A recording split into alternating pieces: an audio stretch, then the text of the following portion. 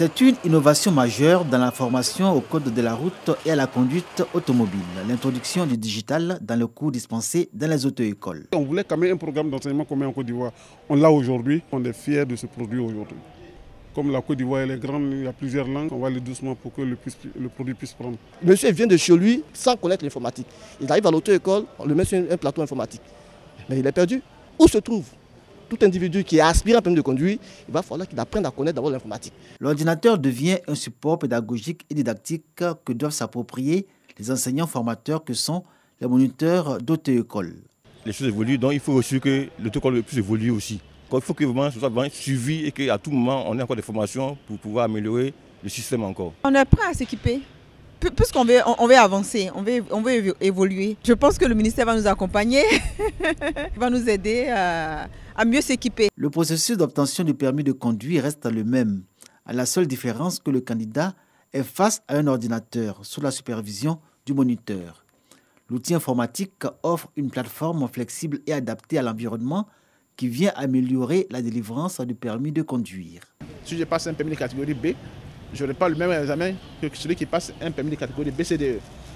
Mais c'est de façon nationale. C'est la machine qui vous envoie la question, ce n'est pas un individu. Donc la question va défiler sous forme de QCM dans un ordre qui est aléatoire et qui est différent d'un candidat à un autre. Chacun a son rythme, mais il y a un timing qui est défini pour tout le monde. Donc à la fin, le résultat s'affiche devant vous. Donc vous savez vous-même si vous êtes apte ou bien inapte. Il n'y a aucune intervention humaine dans ce processus d'évaluation. Il a la possibilité de sélectionner la langue. Par défaut, c'est le français. Sinon, vous avez la possibilité de défiler, choisir entre le BT, le baoulé et puis le malaïké. Aujourd'hui, on est en train de basculer dans le système de digitalisation qui fera en sorte qu'il y ait une transparence autour des examens, mais surtout de la rigueur dans l'évaluation des différents candidats. Abidjan abrite la phase pilote du projet de digitalisation des auto-écoles. Les localités de Boaké et d'Aloa vont recevoir les 2 prochaines cohortes. La réforme du permis de conduire annoncée par le ministère des Transports est en marche. AFSI, une organisation non gouvernementale italienne, veut contribuer à la protection des enfants vulnérables en Côte d'Ivoire. Et pour ce faire, elle initie le projet Home qui signifie maison. Et ce projet, parfois, s'adresse de manière particulière aux enfants les plus délaissés, porteurs souvent d'handicap. L'enfant a besoin d'une famille. Et donc tout est orienté vers le fait que l'enfant puisse retrouver son cadre de vie harmonieux et son bien-être par une mère à l'intérieur d'une famille. Ce projet, qui verra le renforcement de capacités de 176 travailleurs sociaux, 144 familles et 3 centres d'accueil pour enfants, vient donner une chance aux enfants vivant avec un handicap. C'est un bon projet parce que quand on parle de l'éducation de ces enfants, il y en a beaucoup dans nos familles. Souvent que nous ne savons même pas que faire pour les instruire.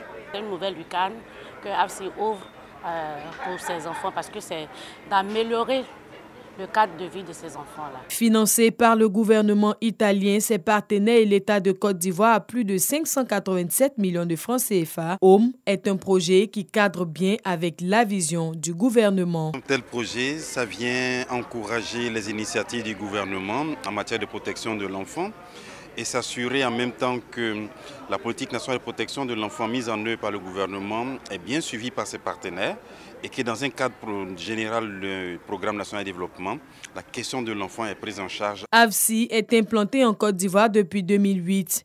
Elle intervient dans les domaines de l'éducation, la santé, la réinsertion des migrants et la protection de l'environnement, entre autres.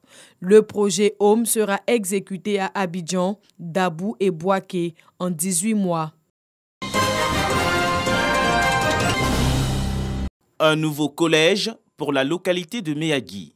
Ce bâtiment d'une trentaine de classes est inauguré par les autorités préfectorales et départementales de la région de la Nawa. Ce don est l'œuvre de la coopérative agricole SKS. Avec un effectif de plus de 20 000 élèves pour une vingtaine de collèges dans le département, cet établissement vient renforcer la commune en infrastructures scolaires. Pour que l'école soit obligatoire, il faut des infrastructures qui les accueillent. Et nous voyons qu'ici à Méagui, les coopératives s'investissent dans cette vision.